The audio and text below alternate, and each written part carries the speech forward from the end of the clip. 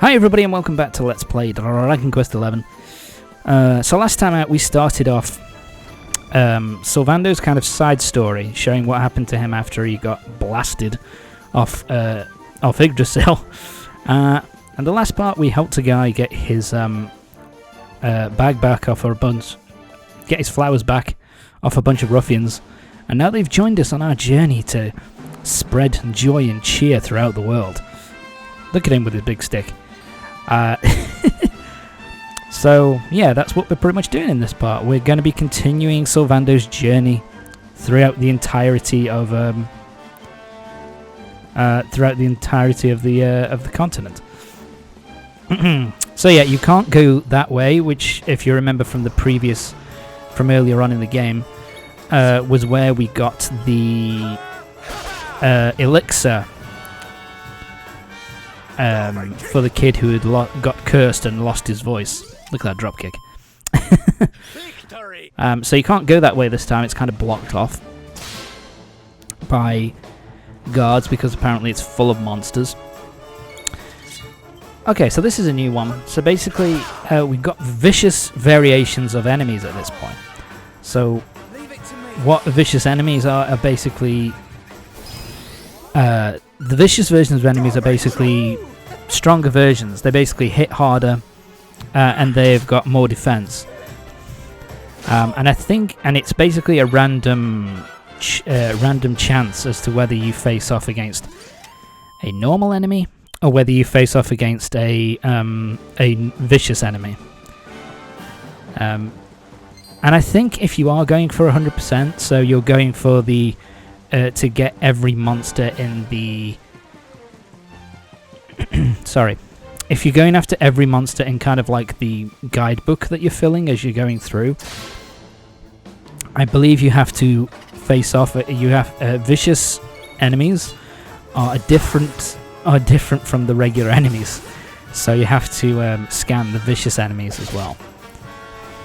Which is why I never go for 100% on one of these games. So yeah, but in terms of battle at this point, we've got this guy on the far left here, who will buff up your party members. Your main damage dealers will be Sylvando himself plus Dave, especially with his dropkick. His dropkick does a lot of damage. And then the other two guys are basically, one's a healer, one's a magic user. So one will use magic spells to attack, one will heal up your party when... heal up Sylvando when necessary. I don't know where I'm going at this point. I'm just kind of going around in fucking circles. Oh, that's what I'm doing. I'm trying to get to the bottom. There we go. Let's move on. Hi, cow. So yeah, you want to go this way, because for one thing, we get this. We get some more ore, which you do keep all the stuff that you collect during this section of the game, so it will be of use later. But we run into this dude.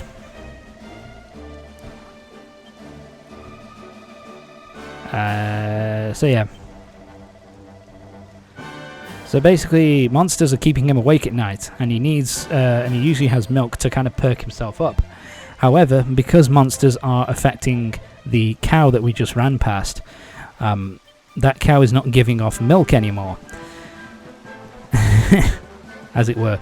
So we've got to go to the cow. We've got to talk to the cow.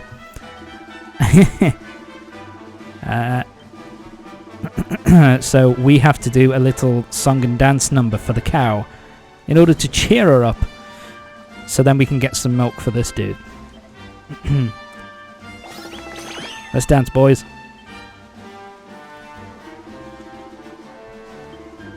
Yep, we perked up the cow. So yeah, this is a fucking side quest. Never in all my life did I think that I'd be playing a JRPG where my goal when a side quest is to cheer up the upset cow. But apparently that's what's happening.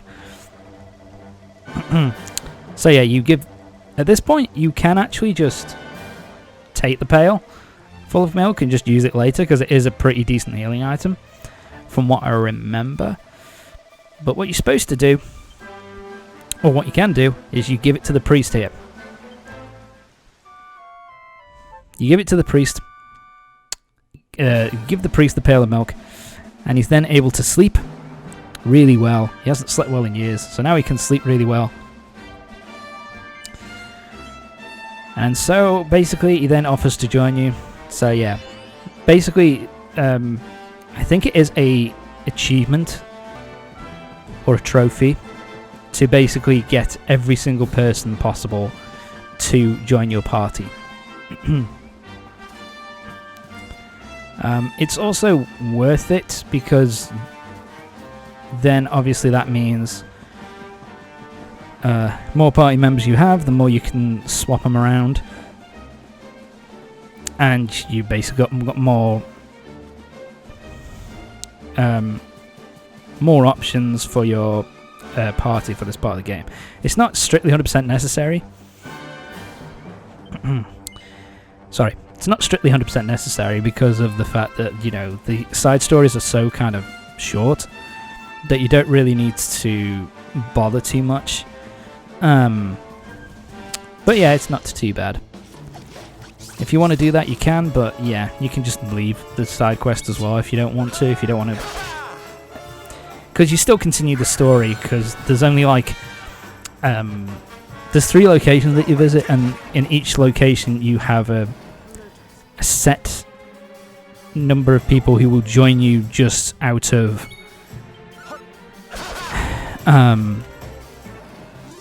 just, you know, who will just join you as part of the story, and they're the only ones that you need to collect to join your group. But if you want to go out your way to do it, then it's a good idea. So yeah, the enemies, you know, your party members here are pretty good. You can't actually control them, I don't think. But their AI is actually really good. It'll notice when your health is really low, and it will give you healing. It will, you know, when you are at full health, they'll give you buffs quite a lot. Dave can also use debuffs on the enemies so that they fall asleep or that they're incapacitated. So yeah, it's pretty useful. They all do a pretty good job. The enemies that you're fighting here are basically at the same level that they were at when you fought them originally. So unless you're fighting a vicious variation, they're not going to cause you any fucking trouble at all. Right then, so now we're heading to the next area. The next area of the world that we're going to is the city of Gallipolis. And basically the what's the word I'm looking for here? The circus that was here when we first met Sylvando is still here, and they're having trouble putting on good shows because of how everybody's so bummed about what's happened to the world and all that kind of thing, and they just don't have the performers to really make people feel happy and excited and want to go to the circus.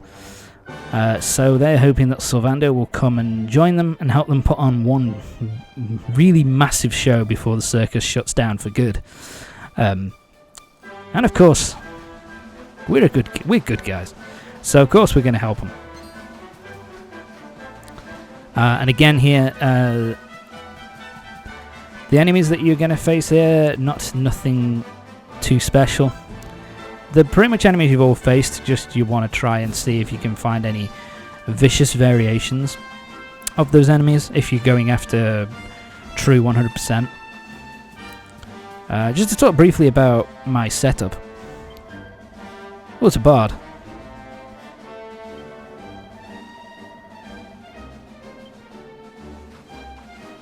Okay, see you in a bit, buddy. In terms of the setup I have on Sylvando, I haven't really changed his armor, but I have giving him the Falcon Sword.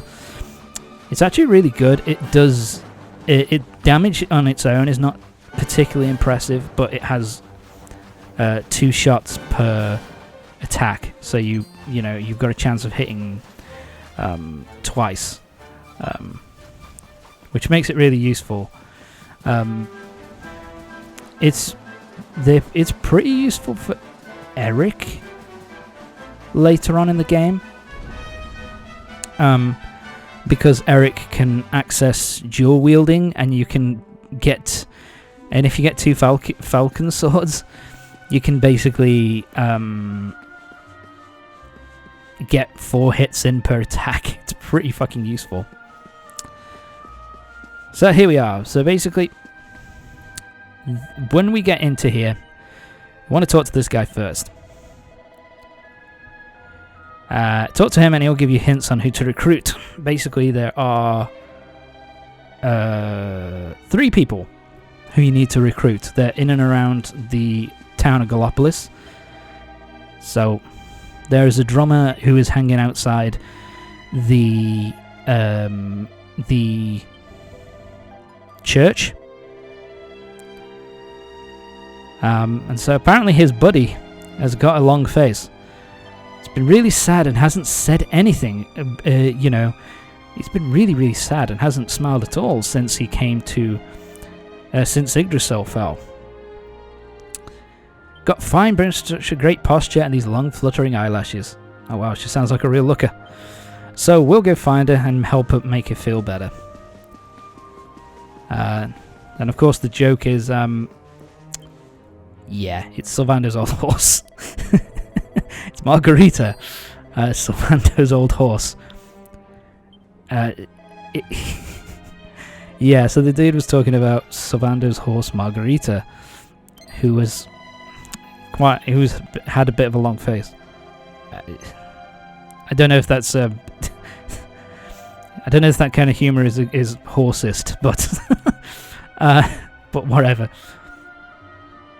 So yeah, we want to cheer her up. So we're going to do a performance along with our boy, the drummer here. And do a fabulously funky groove. I wish they played something here. Is it those kind of performances where I kind of would have liked there to be like, not very long, maybe a minute or so, but have like a little original piece of music for the game there, but whatever, it's not the end of the world.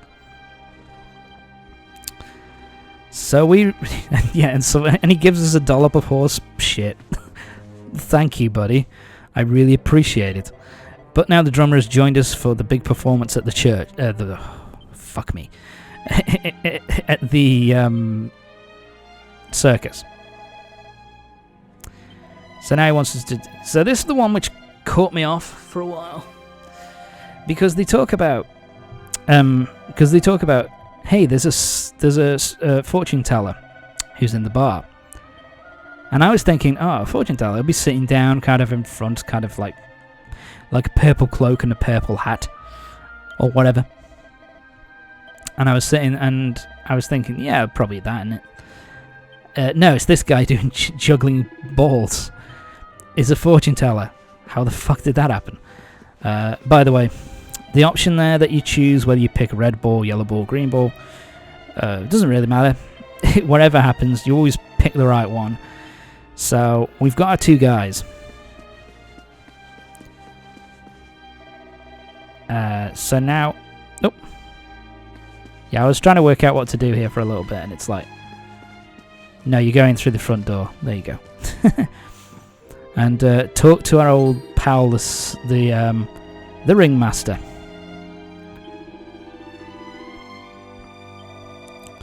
So once you got the 2 people that you need, you can go in and talk to him, and he will help you, and you'll then continue on to the next part of the story.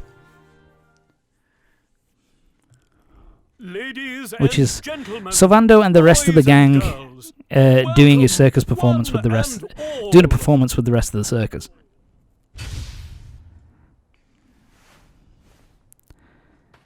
Yeah, there's not as many here, as you can probably I tell. know it's a difficult time for all of us, but what better way to show But yeah, I off kind of our like indefatigable spirit this, to be than honest. to fill The fact big that, you know, top previously with when we were here, joyful it was and full to the rafters.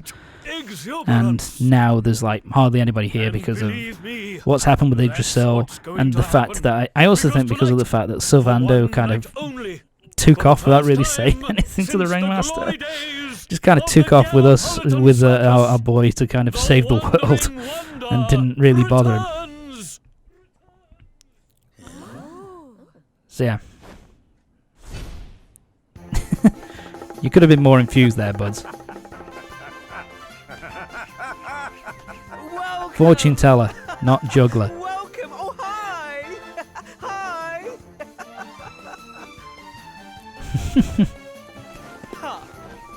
Clap your hands, stamp your feet, and get ready to smile like you've forgotten how to. I give you. I don't really know how much use a drummer is in this performance. It's not really doing much. Time to meet the great Sylvando.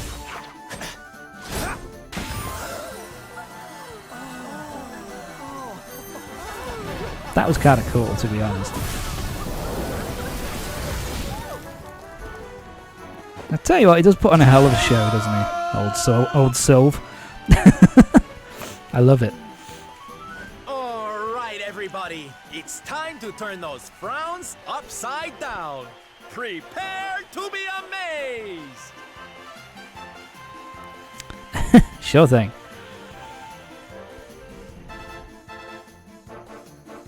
Oh, they don't show it. Okay. Or do they? No, they don't really show it. That's a shame. I seem to remember there was a section, it might have been much earlier on, it might have been when we first met Sylvando actually, where he threw knives into the crowd which kind of turned into confetti, and I was like, fucking hell, that's dangerous. You could seriously hurt somebody there, bud. But whatever. Oh, darling, please. I just did a few party tricks, that's all. You're the real hero here. And again, I like this here, Sylvando kind of saying to him, yeah, you're the one. Dude, don't put yourself down. You've been trying to keep everybody's, you're trying to keep everybody's, keep everybody happy, you know, and give them something to laugh and cheer about during these extremely dark times. So I kind of like that he... I saw her when I was just a child. She was simply the most incredible performer. She led a parade of people out of a kingdom destroyed by monsters and onto a new home and a brighter future. And she kept them smiling from start to finish. You can't imagine how I don't know if this is a reference. I feel that this might be a reference to an earlier Dragon Quest game. But I'm not 100% certain about that. Just as suddenly as she'd arrived. It's possible. It's possible, but I'm not 100% sure. Rumors were that she died when she was still young. Such a tragedy.